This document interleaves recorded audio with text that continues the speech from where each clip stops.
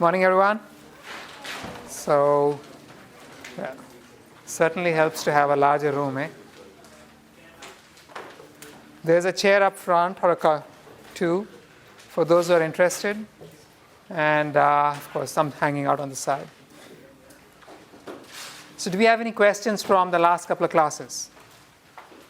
Yes.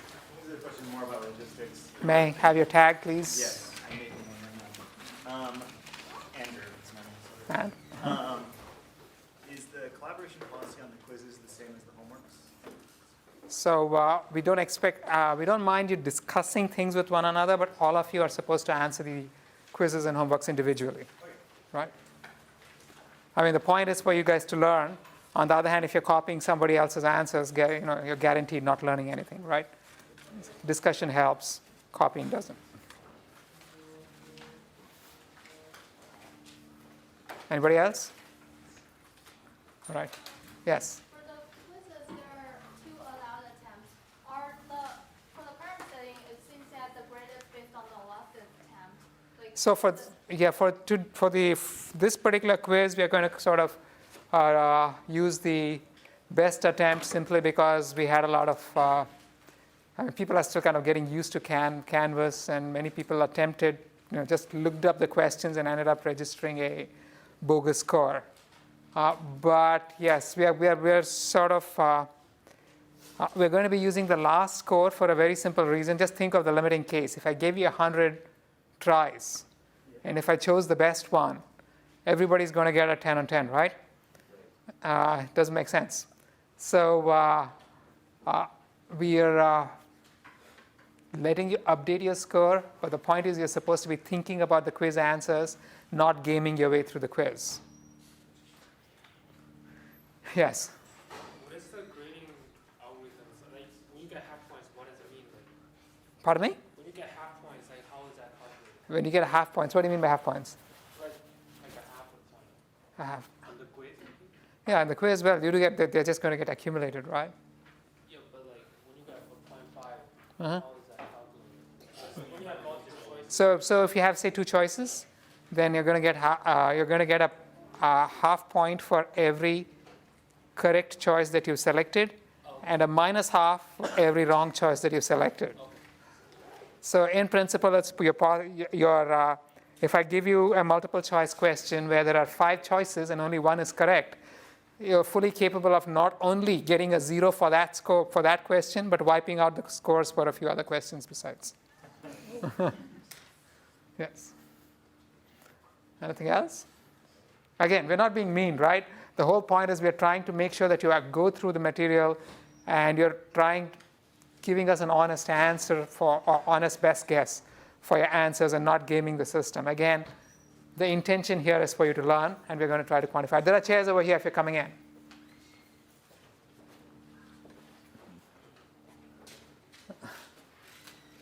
All right, guys, let me begin. So, topics for the day, we are going to be going over for the next several classes. We are going to be talking about learning a neural network. So we're going to be looking at the basic problem of learning. We'll spend a lot of time trying to understand perceptrons, because perceptrons are the basic unit that we're actually going to be, that we build our networks with. And we will see in the process why the simple problem of learning perceptrons doesn't generalize to multi-layer perceptrons, why we need more advanced answers. We'll look at greedy methods of trying to learn neural networks, and go through the basics, the basic empirical risk minimization approach that we will actually be using to train the networks. Quick recap. Everybody recollect this, right? A neural network can model any Boolean function. Does anybody have any? Yes? Can we use this? On the right side? Yeah, the point is I was going to actually write on the board. So that's why I needed the only one. I mean, if we had a board on the side, I could use it, but unfortunately we don't, right? So we saw that a neural network can approximate pretty much any Boolean function, right? We also saw it can model any classification boundary. Now, after the last class, several students had questions about the cylinders and all the other figures that I drew. Did everybody understand those? Or any questions? How many of you actually were in the class or saw the video? Okay. I see a couple who didn't. Right? So you guys, if you have questions, post them later. And the next time I ask this question, I expect all hands to be raised, and those are, honestly. So we also saw that a neural network can model any continuous valued function. And this last bullet was most important. Provided the network satisfies minimum architecture constraints. What did I mean by this? Anyone? So we went through this in some. And Steve? That the model architecture is sufficient for the task at hand. So we specifically, we actually had a way of quantifying this, right? That you must have a minimal number of layers. And so, I mean, you could always truncate for any number of layers. Firstly, we saw that a neural network with just one hidden layer can approximate any function. But if we tried to do that, how many neurons would we need in that one hidden layer? Potentially infinite, correct? So we could reduce the number by increasing the depth. But if we fix the depth of the network, what was the upper bound on the number of neurons you'd require?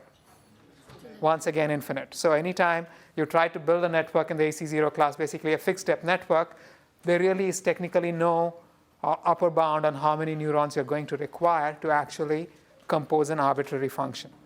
But then, provided we have a network, even if we have a network of sufficient depth, if I limit the number of neurons in any particular layer, are we guaranteed to be able to model any function? No, we saw that's not really true, right? So basically, when I speak of a network of sufficient architecture, it has a sufficient number of layers, it has a sufficient width at every layer, and the entire structure has the ability to model a specific function. Now, we are speaking of ability to model a specific function. It doesn't necessarily mean that just because it's able, it will model the function, and we will see what I mean by that, right? So we saw that all of these boxes, basically, for all of these tasks, they're just functions. They take an input, they produce an output, and these can be modeled using neural networks. So now what we're going to see is, okay, fine, we decided these are functions. Functions can be modeled by neural networks. How do I compose a neural network to compute this particular function? Now, for this, we have to, here we have the basic operations where we saw were fairly abstract. Something bizarre went in, like text or a picture. Something bizarre came out, like a caption or the next game state. Now, when we are speaking of functions, we're really speaking of things with numbers and digits and things like that. You can't, so if I want to compute a neural network to operate on a game state, the game state has to be converted to sets of numbers first, right? So first question is, how do we represent the input as collections of numbers? How do we represent the output as collections of numbers? And then once we've specified these two, how do we compose a network that converts this input to this output, right? So we're going to go over how we represent the input and output a little bit later. We will actually focus on the second part for the moment. How do we compose a network that performs the requisite function? So we're going to live in the abstract. Inputs are collections of numbers, outputs are numbers, okay? Now, the basic unit in the network we saw was the perceptron, which has this structure. You look at a weighted combination of inputs. You add in a bias. So now you get an affine combination of inputs. Remember, we discussed the distinction between affine and linear, and the distinction lay in the bias term, right? And then we have an activation function that operates on this affine combination of inputs. And this activation function in the most basic case that we saw, the perceptron as it was originally defined, this was a threshold function or a sign function. You just looked at the sign of this z, and if the sign was positive, you output a 1. If the sign was negative, you output a 0 or a -1, depending on the convention that you chose, right? But we could replace this activation by other kinds of soft activations, things that change continuously, like a sigmoid or this half-wave rectification function or the smooth version of it, various other options. So activation functions are not necessarily threshold functions. Now, during my lectures, I'll make sometimes anytime I speak of a perceptron, you have the affine combination of inputs that goes into the activation function is a weighted combination of all the inputs plus a bias term, right? But then writing things like so can get very tedious, right? Every time I have to write a plus b. So I can take a shortcut. I can just add an extra 1 to the vector input and pretend that this is an extra component that my input has, in which case my bias is simply going to become this weight. That clear to everybody, right? So when I write it when I re-represent it in this manner, I can just write z equals the weighted combination of inputs. But this really is not a linear combination. It's still an affine combination. I converted an affine to a linear by just adding an extra 1 at the bottom and treating the whole thing as a linear combination. So this is a shortcut that we will frequently use anytime in any of my figures, anytime I write something of this kind, there is always a bias term, right? If I forget it, you cannot forget it. Every single unit, every single perceptron that we will ever see in class from here unto infinity or the end of the semester, whichever comes first, is going to have a bias term, right? Unless I explicitly tell you that it doesn't. So here's how we're going to represent it. Now, the structure of the network, we saw that we're going to consider feed-forward networks. What do I mean by a feed-forward network? Look at this structure, or this one. Some input comes in, it gets operated on by these units. Their outputs get operated on by these units. Their outputs get operated on by these units, and so on, all the way down. The signal never goes back to any unit, right? So when the network is operating on any particular unit, once it's processed it, any particular input, once it's processed the input, it forgets about it, because that doesn't go out and then come back through some other path back to the unit. So this is a feed-forward network. It's directed. All the computation is directed and acyclic. So this is the kind of network that we're going to be talking about. Here you have a network with many outputs. Here you have one with just a single output. So this is we will be talking about loopy networks where the computation comes back to a perceptron later in the course, but that's not going to be the topic for the next 5 lectures. So part of the design of such a network is the architecture. How many units does it have? How is it connected? How many layers do they have, etc. For now, I'm going to assume that the architecture of the network is capable of representing the target function. Mind you, we're trying to learn a function, right? So we're going to assume that the architecture is capable of representing the function. So overall, here's the situation. Our network is really just a function, right? It takes an input, it produces an output. What is that? That's just a function. But this is a function with parameters. And what would the parameters of this function be? Anyone? All the weights and the biases of the neurons. Basically, all the numbers attached to these blue arrows. So when I'm speaking of learning a network, what I'm really speaking of is learning the parameters of this network such that it performs the operations I really want it to perform. So, questions so far? This was just a recap. No? Okay, let's move on. So here's where we stopped. We said the multi-layer perceptron can model any function, right? But can is not the same as saying does. Capacity is not the same as saying, ability, right? So I have the network, and let's assume this network actually is capable of representing this function. This is the input x. The gray mesh represents the value that the function must take at every x. And I want to compose this network such that when I give it any x, the output for that x is going to be whatever is given on this gray mesh, right? This is what we mean by composing a function. So how do you do it? Simplest thing, I can try to hand design my network. We saw how we can hand design networks if we want outputs of this kind. I want the output to be 1 inside the diamond, 0 outside. Then I know the exact architecture. I need 4 neurons, 4 perceptrons in the first layer, 1 for each of the 4 lines. And then I need a final one to perform an and I can do it. It's trivial for something as simple as this. If I make this even just marginally more complicated, this is not going to work, right? So more generally, what we are speaking of is we have a function, some g of x, and let's assume we're given the function g of x. We want to derive the parameters of this network such that, and what are the parameters of this network again? The weights w, right?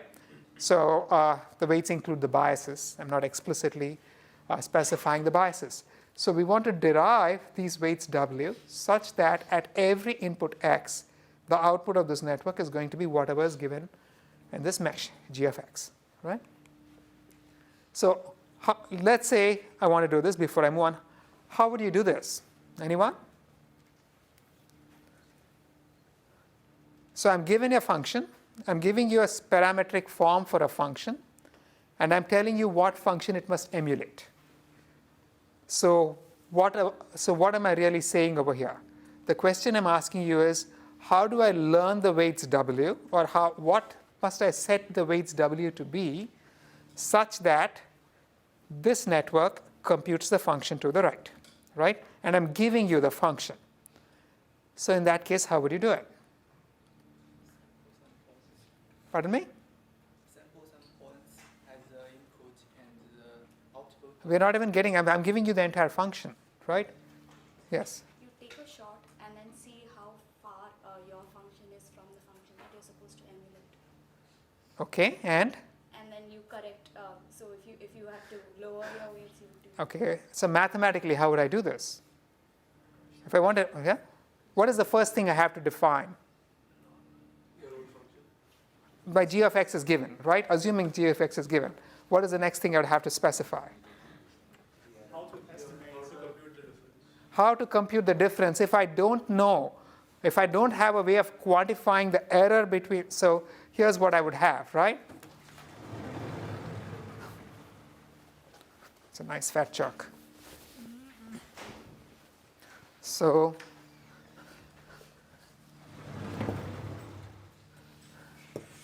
I'm assuming this is a scalar function for now, right?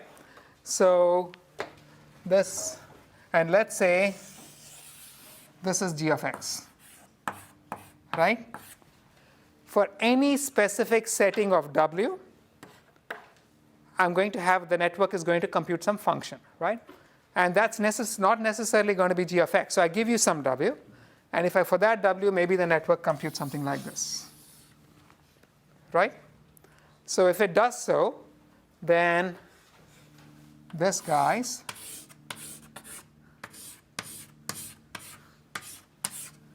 this is all error, right? That entire range of values, that area represents the error that the network would actually the error in the output of the network over the entire space of inputs. So I could now have, say, another function. I have another color. So let's say I have a different setting of w, and the different setting of w gives me something like this. So what would the error now be? The error now is going to be this guy, right?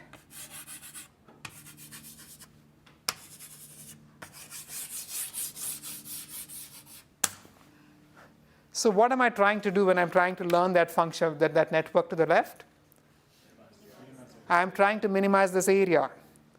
I want to set it to be as close to 0 as possible. But to do that, what is the very first thing I need to do? Pardon me? Okay, I have a domain, and I need a way of quantifying this area, right? I need to specify how I compute the error. And so and then you're going to tune the w such that this area is minimized. So we're going to have at every point, the way you would do it is at every x,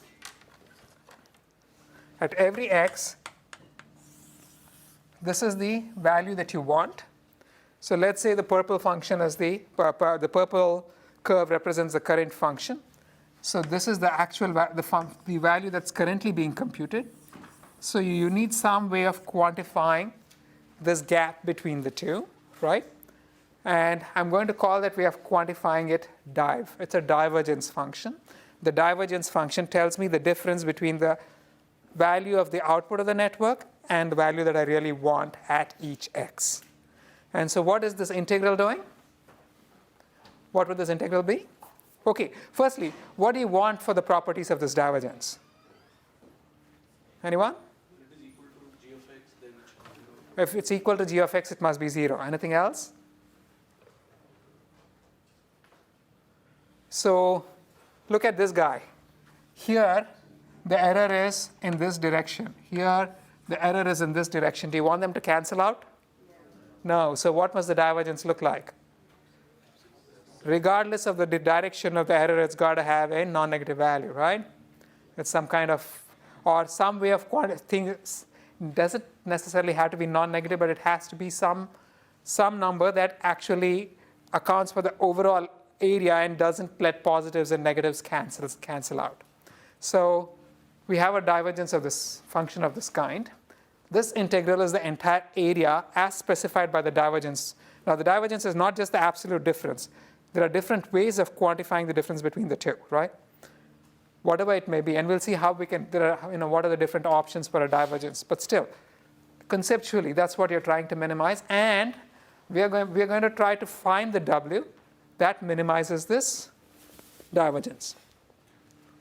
Problem, in real life functions, when I'm trying to say, here is an image, give me a caption, right? That's a function. For you to be able to use this mechanism for learning a network that computes that function, you need g of x all over x. You need g of x at every single point of x. And do we have it? Not really, right? G of x is unknown. And for us to use the other mechanism, g of x must be specified everywhere, and we don't really have such a specification. And so what we will do, who was it who specified? Was it you? No. Okay, you. So Yi-Chen, you are the one who mentioned sampling, right? So we won't actually have the function x everywhere, g of x everywhere. Instead, what we will do is pick some values of x and compute the value of the function at those x's. And now, basically, what we are going to do is sample g of x, get input-output pairs from the function g of x. And this is possible for pretty much all of the problems that we saw, right? I mean, think of the problem of trying to generate captions for images. What does it mean to produce a sample? It means I get an image and I get its caption. That's a sample, right? The business of recognizing speech, what does it mean to generate a sample? I get a recording, speech recording, I get its transcription. That's a sample. So it's possible for me to get samples from g of x without knowing all of g of x. In fact, that's exactly what we're going to do all the time, right? So now the actual sample that you get, very often you won't really get the desired target output. You're going to have some noise in it. Most times, the mere act of observation is going to introduce noise in whatever you saw. So in that sense, think of the samples that you get as the actual value of the function that you'd have liked to get plus some noise. So we're going to have a collection of these guys. And from this, we're going to try to learn the function. You have lots of those samples represented by the lines, each of which is an x and the corresponding d rather. And we will try to learn a network that computes those input-output pairs correctly and hope that in the process, we're actually going to learn the entire function to the left. So we must learn the entire function, the entire gray mesh, based only on those sampled values, and these are what we'll call our training instances. This is what we're going to be learning the network from. Questions? Yes? You said the mere act of observing the data might change it. Could you elaborate on that? So we're speaking of adding some noise. Now, there are different ways of explaining this. The function is not unique, right? And I will quickly see what I mean by that in a few, if you wait a little bit. The way I plotted the function, at any given x, there's a unique output g. That's not always going to be the case. So think of, I can come up with examples. It'll begin sounding hokey, so let's just wait a bit, right? So what we want to do is to learn network parameters to fit the training points exactly, assuming that the network architecture is sufficient for such a fit. And we are assuming a unique output D at any x. That's the assumption we are making for now. And this might mean that for every, so to answer your question, your Shonak, okay, I can't really, you should write it bigger, right? So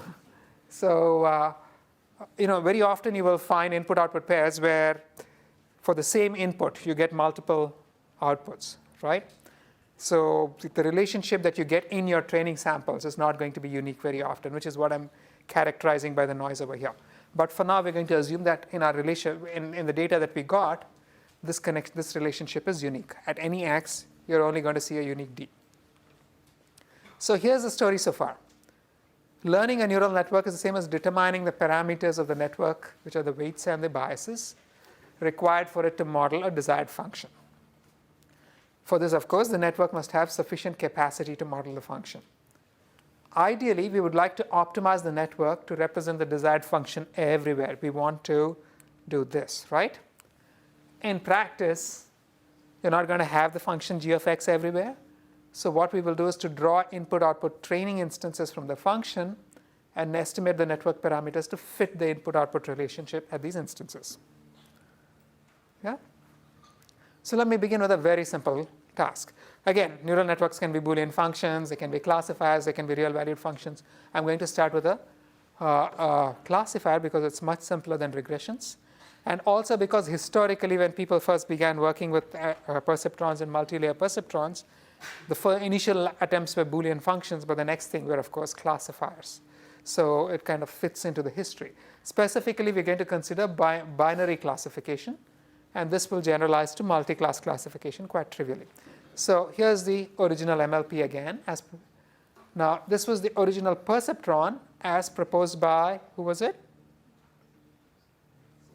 Rosenblatt, right? And Minsky was the one who supposedly said you can connect these things up in a network and compute more complex functions. So here is the MLP as originally proposed by Minsky. And the question is, how do you train it? So what is the simplest MLP? The simplest M doesn't have an M, it doesn't have an L, it only has a P, right? So the simplest MLP is just a perceptron. So let's see how we're going to train a perceptron. Now, what is the kind of function a perceptron actually captures? Just to help you, I have the figure over here, right? I have a perceptron has a linear boundary.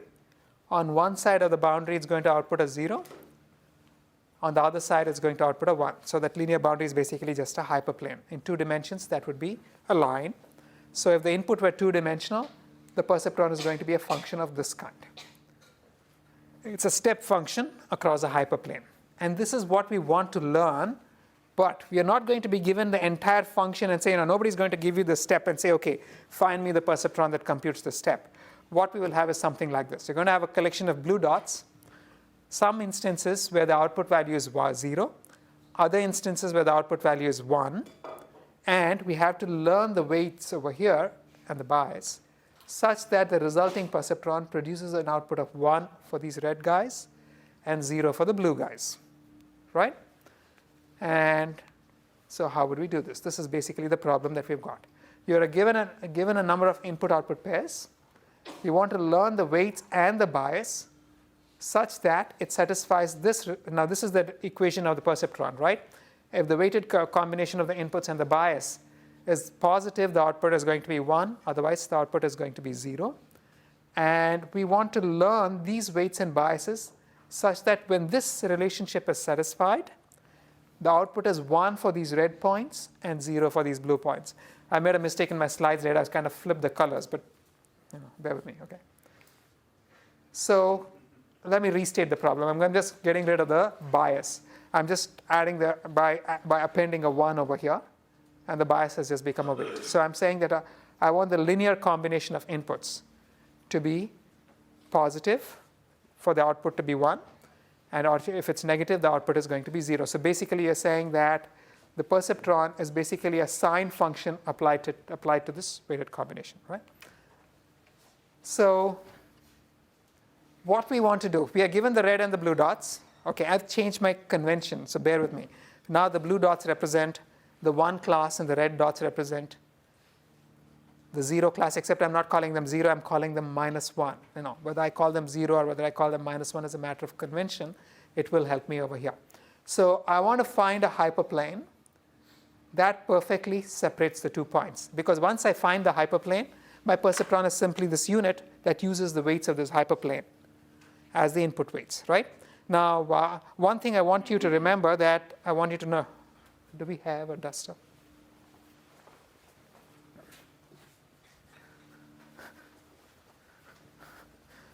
So if I have something of this kind, right, the decision boundary doesn't go through the origin. So what magically happened when I appended a 1 to make this boundary go through the origin? How did this affine function become linear? So what happened is now I'm going to introduce a bias, right? That means the input is now 3-dimensional, right? And my entire input space lives in this plane where the height is 1. Correct?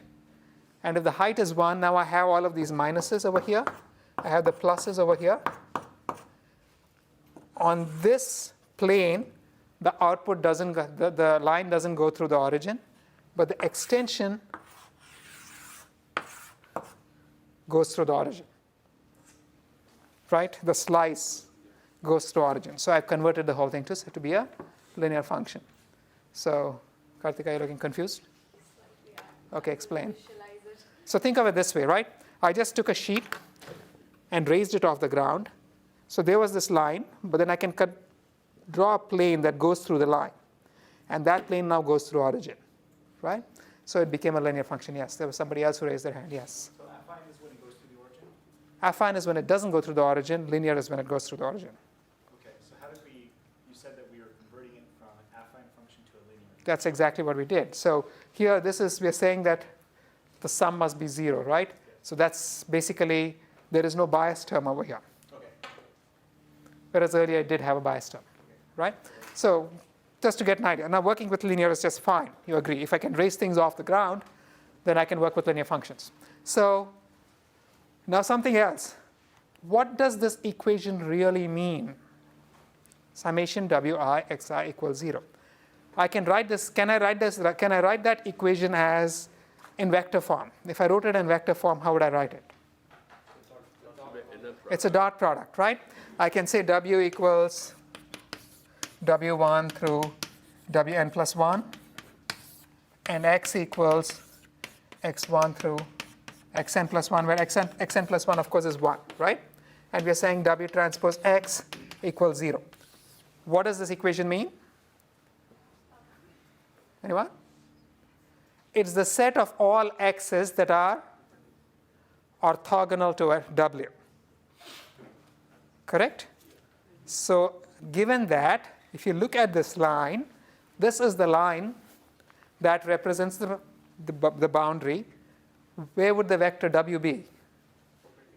Perpendicular to it. Basically, w is a vector that's orthogonal to every x on the plane, right? But that's the incorrect way of thinking about it. The plane is the set of all x's that are perpendicular to w. So here's what it looks like. You're going to have this vector w, and this is the plane that is perpendicular by definition to every vector in w. And so the actual equation that we have for this plane is w transpose x equals 0. Inner product between w and x is 0.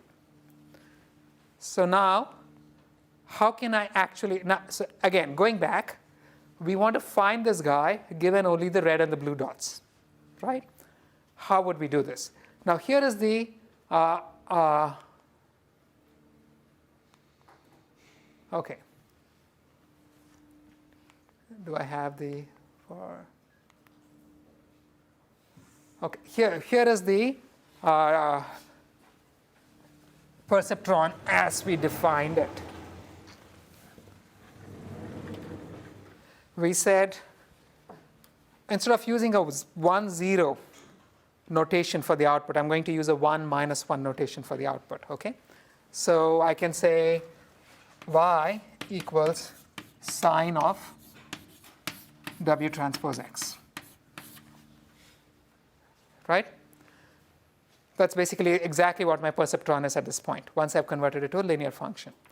Now, in which direction must X point for the output to be positive?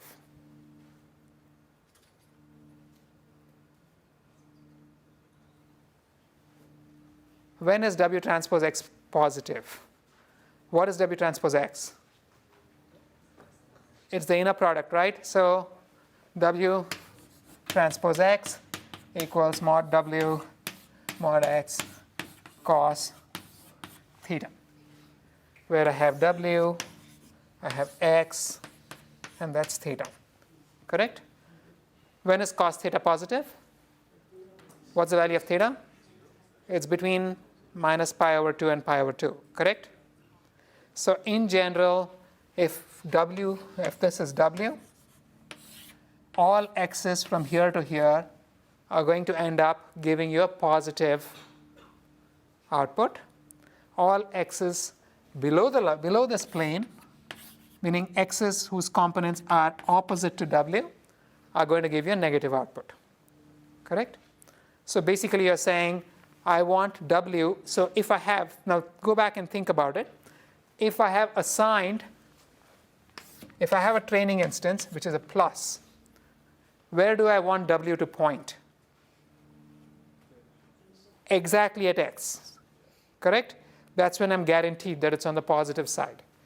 So this is what I want W to be. Suppose I have a training instance which is negative. Where do I want W to point? Exactly opposite to that guy, right? I want, in this case, I want W to point this way. That way you're guaranteed that the inner product is negative. Mean? Yeah? Okay. So the entire perceptron, did that make sense to everybody? Anyone who didn't get that, right?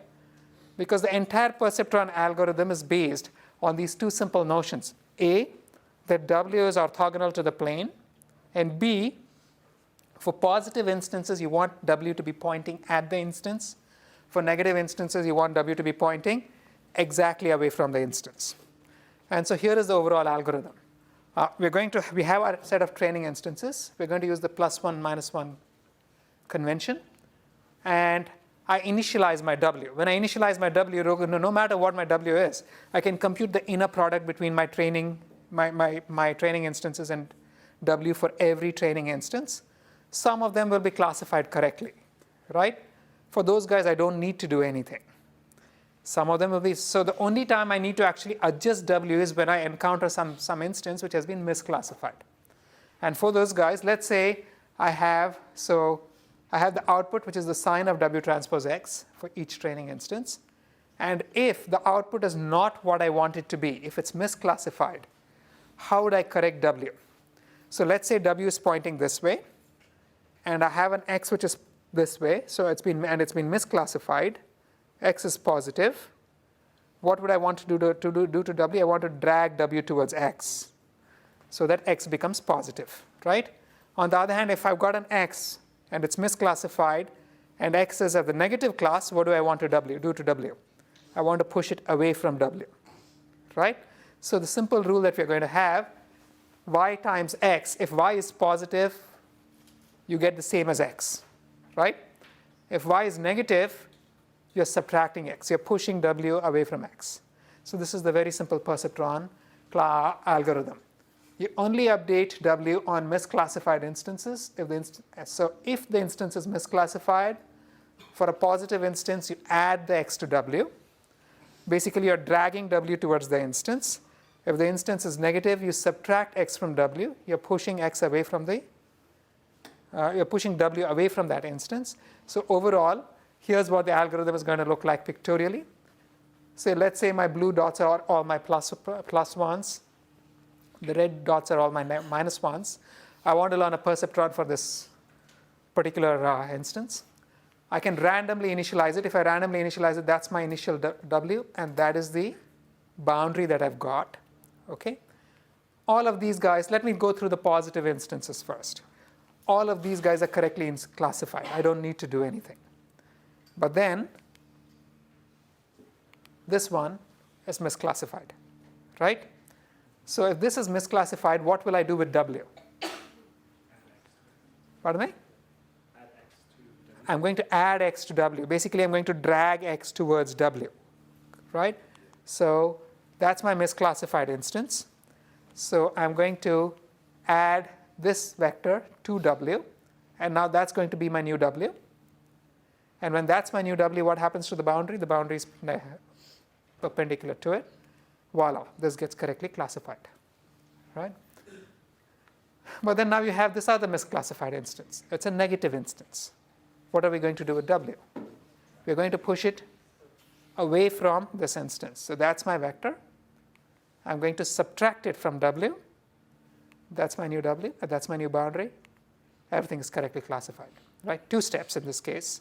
Although my initial instance guess was so bad that almost half the instances were misclassified. In 2 steps, I finally found a boundary which perfectly separated the 2 groups of data, and I have perfect classification. I have a perceptron. I can just use the weights of this. I can use the components of this W as the weights in my perceptron.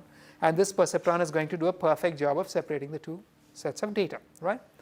So there's some very nice guarantees. These guarantees are one of Rosenblatt's contributions was he proved that if the 2 groups of data can be separated by a line, this kind of update will find a solution in a finite number of steps, and that's the beauty of it. It's not going to keep going on and forever, because you are correcting the vector after encountering each misclassified instance. So you might have a suspicion that I see one misclassified instance, I correct my weight, but then the corrected weight vector now goes and misclassifies something that was correctly classified in the past. Now I go back and correct for that. This guy is going to come back. Now this is going to get misclassified.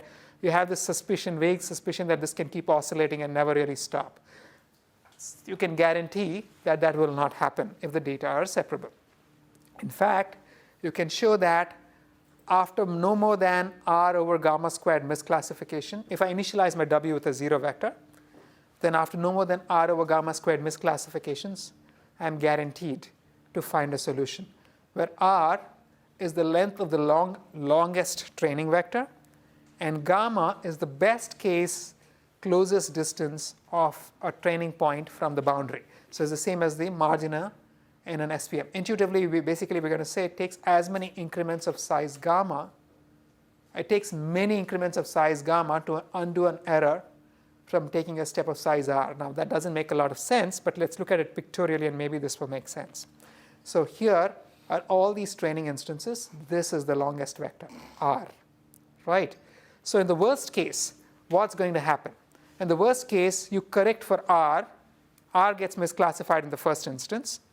So you subtract r in this case, and you correct the weight. But as a result, now it goes and screws up every other training instance, right? Now, here is a decision boundary. This is a perfectly good decision boundary. And this is an optimal decision boundary in some sense. How is it optimal? This is the decision boundary which is farthest from all the training instances. This is what a support vector machine would capture, right? If I actually rotate this decision boundary in any way, it's going to get closer to at least one of the points. So this is the boundary so it has to be exactly midway between the 2 closest points to the boundary. We know this, right? So that distance from the boundary, that's the margin. That is the term gamma. And so you'd have to correct for this gamma. If I make an error due to correcting for this r, then I have to unwind that error by making new corrections.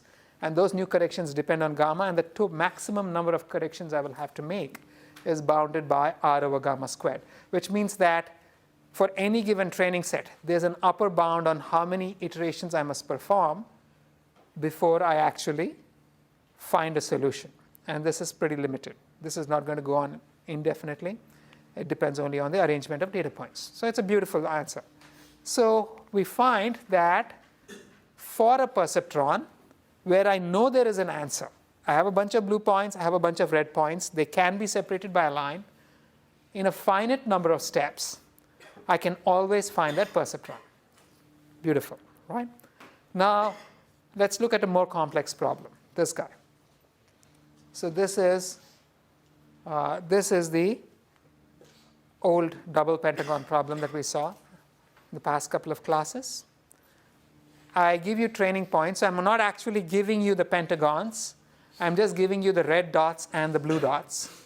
You're supposed to learn a network that charts out the two pentagons. And in fact, I'm also going to tell you that the network architecture is given to you. I'm telling you that this is actually two pentagons.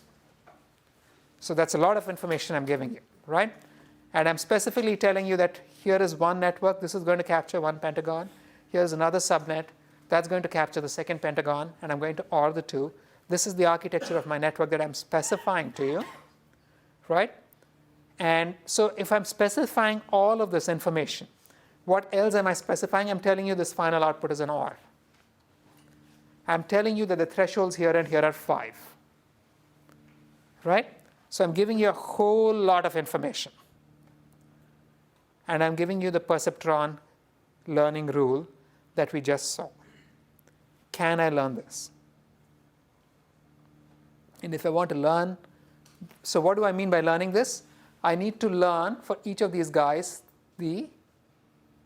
these lines, correct?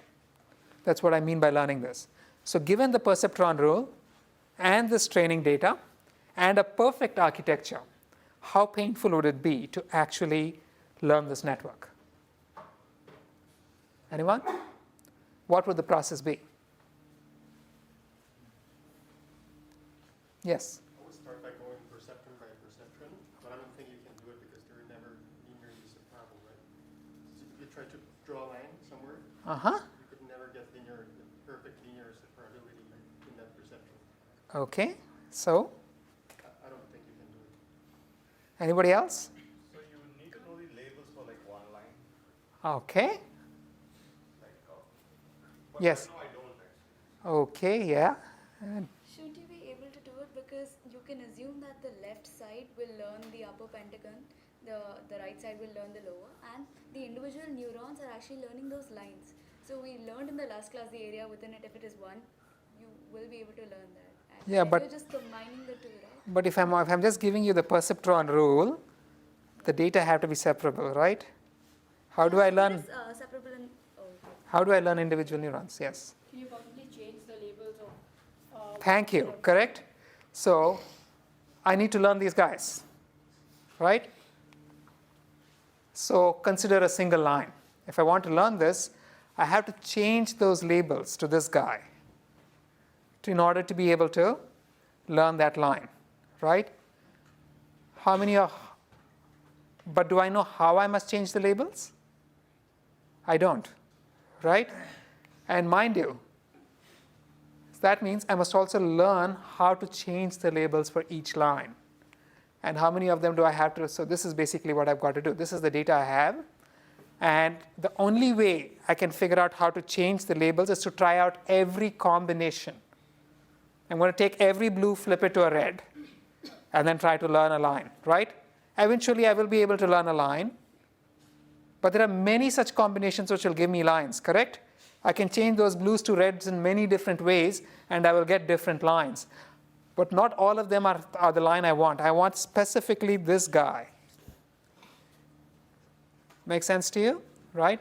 This means I must simultaneously learn how to change the labels for every one of these 10 lines such that when I add them up and pass it through the rest of the network, I get the target function, right? Is it is it theoretically feasible? Yes. Is it computationally feasible? No, right? It's an exponential search.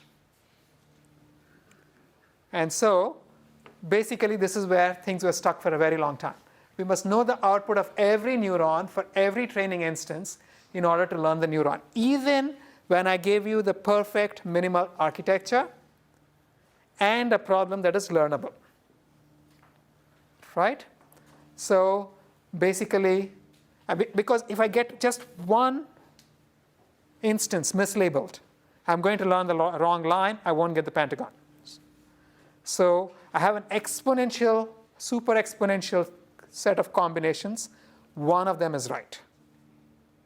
And I have to search through all of these guys to find that one fellow so that I can find the solution, but it exists. And if I had infinitely fast computers, I could do it. We don't have infinitely fast computers, right? And the problems get much more complex than this. So this whole thing is basically NP. It's NP in the sense that if I give you the answer, if I propose an answer, it's easy for you to verify it. But it's infeasible to actually come up with an answer. So you can't, although you can train this entire network using just the perceptron rule, it's theoretically possible, it's computationally infeasible. And this is where things were stuck for a very long time. This was, Minsky came along, Rosenblatt came along and said, I can learn a perceptron. Minsky said, you can't. Here's an XOR. This is not going to happen. You could do it if you actually network these guys. Then you go back to the perceptron and say, well, I can network these guys. In theory, I can learn it. It's practically infeasible. Let's go back and do simpler stuff. And things stayed there for a while, but then maybe we can use greedy algorithms to do this, right? Meaning, is there some way of beginning to correct things incrementally and still hope to come up with a solution? These were algorithms called Adeline and Madeline, proposed by Bernie Widrow, who's, how many of you have heard of the Widrow-Hoff learning rule? So everybody has heard. If you haven't heard about it, everybody who's done any machine learning has used the Widrow-Hoff learning rule, which is very similar to the perceptron rule. If you're learning some parameter theta, you're going to say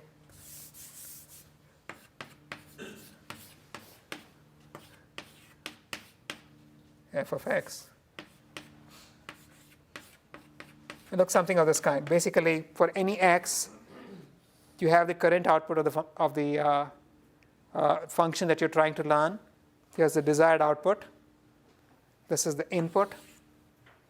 So this is the error. You multiply the error by the input. And this tells you how much you must correct your current estimate for the parameters. And you've done this. I mean, if you've done machine learning, you've done this everywhere, pretty much everywhere. This is the standard learning rule we use all over the place. So this was by Widrow. It's the Widrow-Hoff rule. I won't go over it, but Adeline and Madeline are discussed at length in the slides, and they appear in the quiz. So please go over the slides. Right? Let me get on. So here's the story so far. Quick summary. We said learning a network is the same as learning the weights and biases to compute a target function, if you have a network with sufficient capacity. In practice, we're going to learn the networks by fitting them to match input-output relationships of training instances drawn from the target function. And a linear decision boundary can be learned by a single perceptron. We saw that. Non-linear decision boundaries require networks of perceptrons.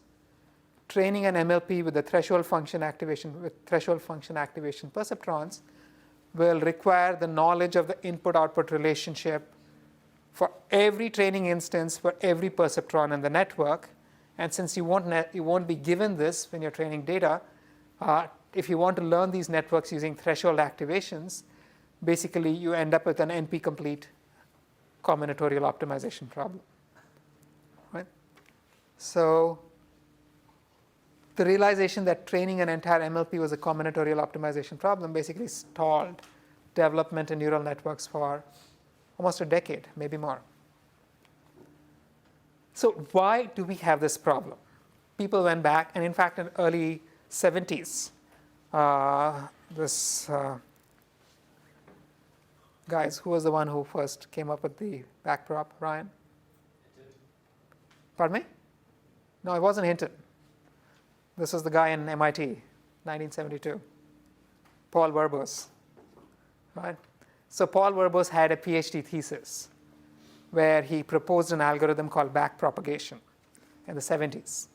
But it sat there for a while till Hinton, who was then at CMU, revisited the backprop and introduced it into training neural networks, and then it became all the rage. So how many of you are aware that Hinton actually built his career here at CMU? Some of you? He was here for, I think, until 93 or thereabouts. And he continued to have PhD students in CMU for several years afterwards. So anyway, let's go back and look at this. Why is learning an MLP so hard using the perceptron rule? So to look at this, let's look at this training data, right? Here are all the red training instances and the blue training instances. And let's say I have this dark red line as my current guess for the boundary that basically specifies the weights. I know it's wrong. I can go through my data and I can say that I've got some instances which are misclassified. Now I say, okay, I've got to change my weights. If I change my weights a little bit, am I moving in the correct direction or not? Am I moving towards the direction of which improves, which is likely to improve matters, or am I making things worse? Can I deduce that information from a unit of this kind? Really no, right? Why? Because the output is a sine function, right? I can keep changing my W for a whole lot and the output won't change. And then at some point I'm going to cross one of my training instances, and that's the only time my output is going to change. So basically, because I'm using a sine function, I can keep modifying W. I can basically, what I mean is this W, I can take this line and swing it around to all of these other red lines. And the overall output of the function is not going to change on any of my training instances, right? So in other words, simply by moving my W around, I cannot figure out whether I'm moving it in a direction that's appropriate for improving my performance or making it worse. Make sense to you guys, right? So this is the key piece. This is basically what we're going to hang everything off of. And so when you get to larger problems, this is actually this becomes much worse. That was just for one perceptron. So over here, I could propose some initial weights for this guy. I have something like so. And then I know the output is wrong. The network is fairly complex. Even if every other perceptron has got the correct value, here, if I change the weights a little bit, is the overall output of the function getting closer to what I want or not? There's no way of finding out because the output is a step function. The output will stay constant till you cross a training point, right? So small perturbations of W give you no idea of what is really happening to the output. And that's the fundamental problem, why the perceptron rule could not be applied. So there's a second problem. We assume that the data are all nice and linearly separable, right? That's not what's going to happen. I mentioned noise. So what exactly do I mean by noise? Your data are going to look more like this, in the sense that you have some blue dots in the red region, or is it red dots in the blue region? There's really no way of saying, right? It's a matter of how you skew your eyes. Meaning now I cannot draw a line or a hyperplane which separates the blue dots from the red dots. In this case, the perceptron rule is not even going to work, right? So, solution. I'm going to make the neuron differentiable. What do I mean by differentiable? My basic problem was that when I changed my weights a little bit, it didn't tell me whether the output was getting better or not. And this is because I used a sine function. I had this threshold function which wouldn't change for large changes in W. So I want to change my activation function such that if I change my W, I get an immediate indication of whether things are getting better or not, right? If I have some way of indicating whether things are getting better or not, then it's easy. I'm going to wiggle it a little bit, and if things are getting better, I'm going to continue wiggling it the same way. If things are still getting better, I'm going to continue wiggling it the same way. If things get worse, I go back. So I get immediate feedback that I can operate on, and now I can actually learn the parameters of my network. So you want to have, that means this activation function, instead of having something like this, you want to have something smoother, where changing the weights of the network changes the output in a kind of smooth way and gives you an indication of which way the output is headed at each of your training instances. And that tells you in turn whether things are getting better overall or not. And then you can use that to learn your network, right? So we're going to make these, the threshold function is not differentiable. What I mean by not differentiable is, in this case, the derivative is 0 pretty much everywhere except at one point where the derivative is undefined. That was the problem. Instead, we're going to have a function of this kind which has a non-zero derivative pretty much everywhere, or at least is differentiable everywhere. So this guy, for instance, has 0 derivative to the left, but it's still differentiable everywhere, or almost everywhere, right? So we're going to have to replace it with differentiable derivatives. Now, differentiable activation functions. So there are various activation functions that we could use.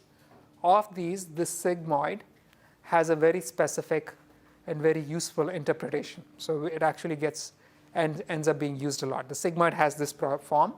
First, you compute the affine combination of the inputs. And then once you compute the affine combination of inputs, the sigmoid is just 1 over 1 plus e raised to minus z. And you can see what happens. If z is minus infinity, this becomes infinity. The output is 0, right? If z is plus infinity, e raised to minus z becomes 0. The output becomes 1. And in between, the transition is smooth. So the sigmoid is going to have a shape of this kind, like so.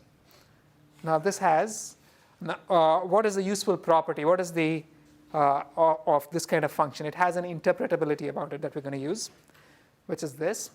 Let's say here, I'm going to use a simple two-dimensional example. So in your training data, this two-dimensional training data, you're going to have some reds on the blue side, some blues on the red side, right?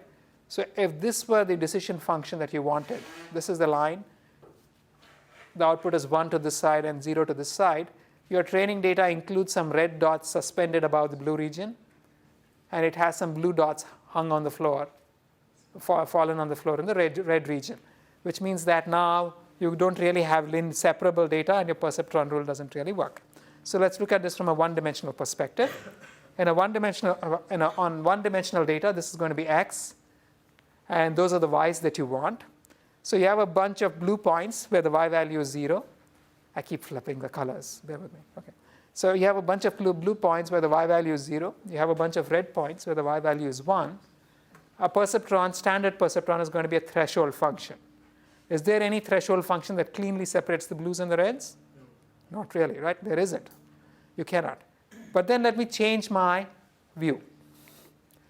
Let me look at a small window around the leftmost point.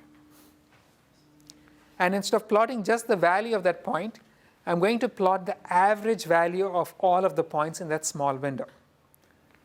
Okay? And I scan this window left to right. As I keep moving right, the average value is going to remain 0 till I encounter the first red point overlapping the blue points, at which point the average value is going to go slightly off 0. And as I keep moving right, the average keeps going up, and eventually I get to a point where there are no more points on the floor. All the floor points are at 1, and now the outputs are all 1, right? So if I were just to take a small window and slide it left to right, and compute the average value of the outputs within that window, technically what am I computing? I'm estimating the fraction of points within the window that are 1 for that particular value of x. Alternately stated, I'm estimating the probability of 1 for each x, right? And as I go left to right, initially the probability of 1 remains 0, and then it begins going up and then slides up to 1. And so if I connect that whole curve, you're going to get something of this kind. That's your sigmoid, right? Turns out, so this is just p of y equals 1 given x. And the sigmoid function that we saw is actually a very good fit for this kind of thing. So in 2 dimensions, this is what it would look like. It would look like, so if x is a 2-dimensional variable, the sigmoid function is going to look like this. But then it's still a linear classifier. What do I mean by a linear classifier? this is the probability of y equals 1 given x. So that's only a probability, right? If I must take a decision, I have to say if that probability exceeds 0.5, I'm going to call it a 1. If the probability is less than 0.5, I'm going to call it a 0. If I did that, then I would choose a threshold like 0.5. Or I could be more conservative. I'd say if the probability is greater than 0.6, I'll call it a 1, otherwise I call it a 0. Regardless of the threshold I choose, if I take the locus of all the values on this, all the values where the sigmoid actually gives you a probability of exactly that value, say 0.5, that's still going to be a line. So it's still a linear classifier. But the actual function is continuous. Basically, the function is going to be something like this. So this where the vertical axis is the probability of 1.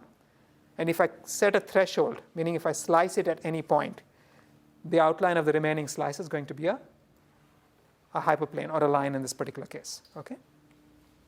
So we'll revert to the fact that perceptrons with sigmoidal activations actually model class probabilities in a later lecture. But for now, moving on. So let's go back. Here's what we got. We have a perceptron. And if I use a differentiable activation function over here, then what does differentiability mean? We're going to spend some time on going over calculus. And I'm running behind, but that's okay. So if I have a function of this kind, right? And let's say sigma over here is differentiable. What are we really saying? What this means is that I can tell you how much y will change if I change x by a little bit, right? When I say it's differentiable, I'm literally saying I can compute dy over dz. I can compute this, right? So basically you have z, you have y, whatever the function may be. I've just drawn a sigmoid. And at any z, I can say this is the corresponding y, right? So then I can ask myself a question. Over here, if I just change my z by a small delta z, what is the corresponding change in y going to be? And that's going to be, I can just read this guy out. That's going to be here. And this is going to be my delta y, right? So this ratio, so for differentiable functions, I have a formulaic way of saying if I change my z input a teeny weeny bit, what is the corresponding change in the output going to be, right? But then this guy, z in turn, is a weighted combination of the inputs, right? So now I can say if I change my w a teeny weeny bit, how much will y change? I can compute that too. Because if I change my w a teeny weeny bit, I know what the corresponding change in z is going to be, because z is just a weighted combination of w's. And so I can tell you what the corresponding change in y is going to be. So in other words, the output of the perceptron is differentiable with respect to all of these weights. And so also, the output of the perceptron is differentiable with respect to all of the x's, because x's and w's are symmetric. Make sense to everyone, right? Questions? No? Because this has a very deep interpretation, right? Here. Y is differentiable with respect to all of these weights, which is great, but it's also differentiable with respect to all of the outputs of the neurons in the previous layer, which means I can tell you how much a small perturbation of these guys is going to change y. But by the same token, these are differentiable with respect to these weights. So I can tell you how much a small change of this weight is going to change this guy, but I know how much a small change of this guy is going to change this guy. So overall, I can tell you how much a small change in this weight is going to affect the final output. And similarly, I can tell you how much a small change in the output of this perceptron is going to change this output. And therefore, I can tell you how much a small change in the output of this perceptron is going to change the final output.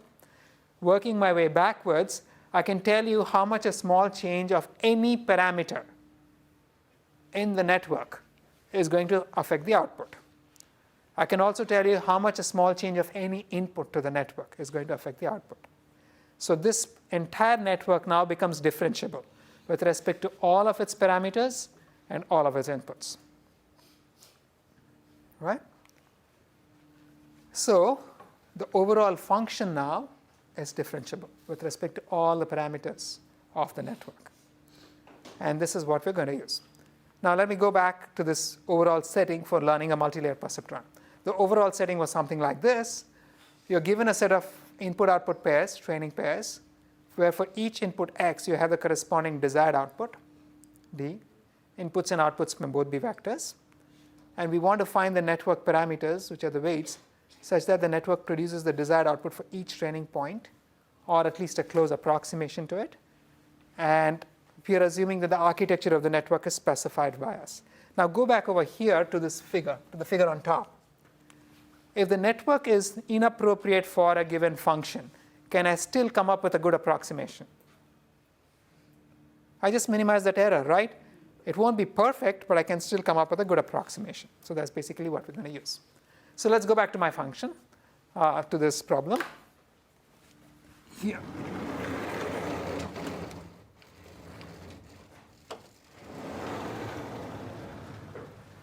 So this is what we wanted to actually minimize, the total error. But that doesn't really make sense. Why?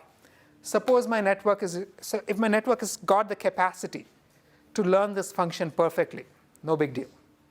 But if my network is lacking even in a little bit in the capacity to learn this function perfectly, right, then does doing something like this make sense? Let me give you the context first. Suppose I know that in real life, x values only occur in this range. Real life, our input never exceeds that range. Does it make sense for me to try to minimize the error everywhere? No. I just need to focus on this region, right? Now, suppose I tell you that in real life over here, this range of x's occurs much more frequently than these guys, and these guys never happen. Then what? How must I correct myself? You should try to be as accurate as possible. I want to focus more on where x's are more likely to happen and less on x's where x's are less likely to happen, and I can ignore the regions where x's don't happen at all, right?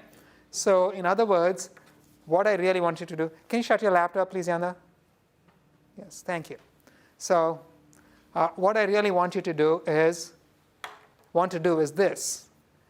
At each x, I'm not just minimizing this overall divergence, I'm weighting it by the probability of that x, right?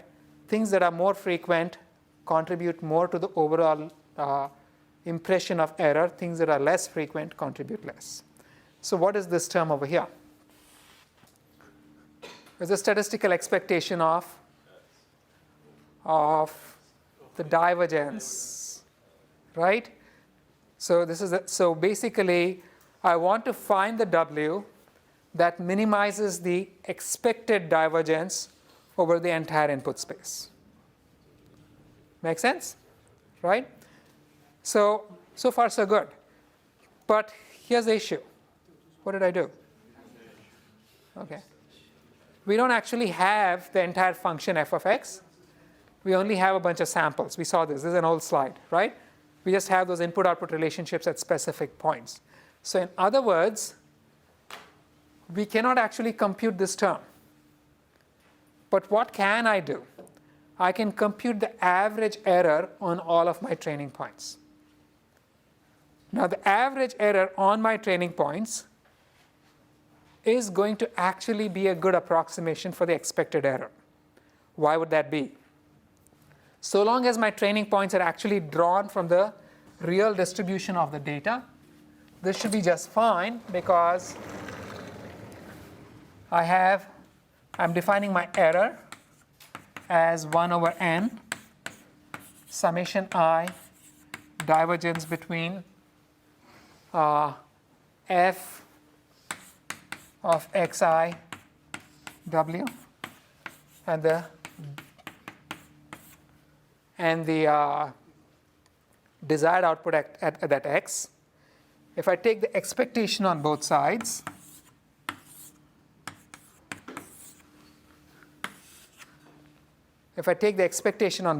basically, what do I mean by taking the expectation? Just taking the statistical. In this case, what this means is that if let's say I equals 1 to n, right? I have drawn some n training points, and I've computed the average error over those n training points. If I repeat this process a bajillion times, where in each experiment I draw n training points and compute the average error, what is the average of those averages going to be? That is what the expectation means, right? So, let's say my first run I got these 4 training points. I'm going to have some average error over these guys. In the next run, I got these 4 training points. Over those 4 guys, I'm going to have another error. And then in the next run, do I have more chalk somewhere? White. Yeah. I got these 4 average training points.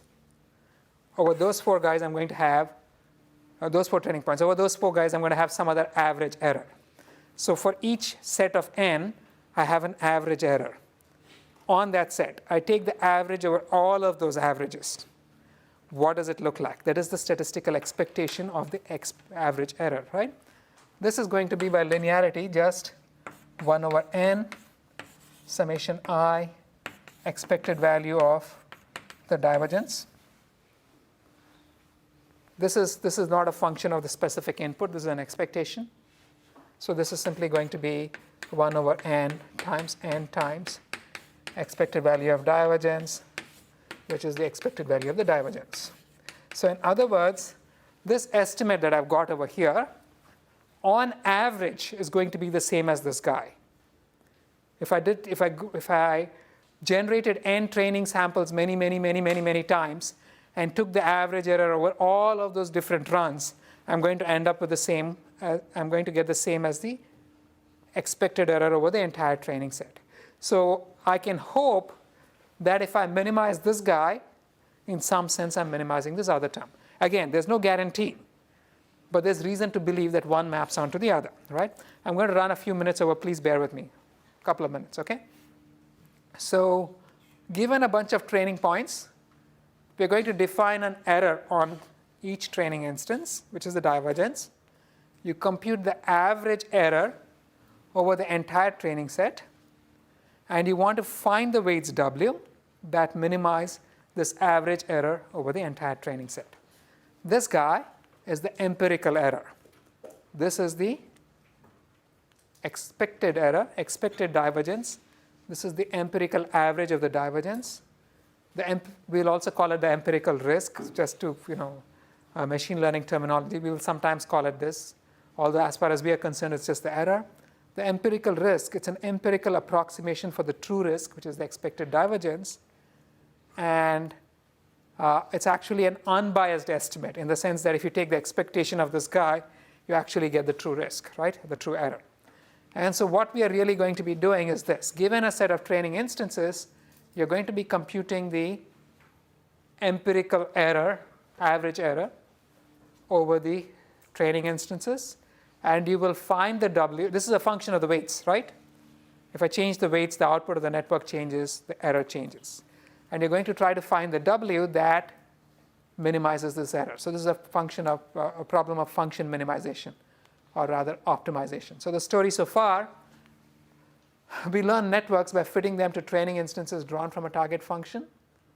For threshold activation functions, this becomes a combinatorial optimization problem. So we use continuous activation functions with non-zero derivatives to enable us to estimate network parameters. And we define a differentiable divergence between the output of the network and the desired output for the training instance. Again, the divergence must be differentiable, because if it's not, the whole thing collapses. Even if the network is differentiable, if the definition of the error is not differentiable, then there's no way for us to say, if I change the parameters of this a little bit, did the error go up or not? So if you begin counting errors, right? Like how many times did I misclassify? Is that differentiable? Counting is not differentiable. So we need a differentiable divergence function. And we optimize the network parameters to minimize this differentiable divergence function. I'll stop right here. We'll pick up from here in the next class. Questions? No, thank you.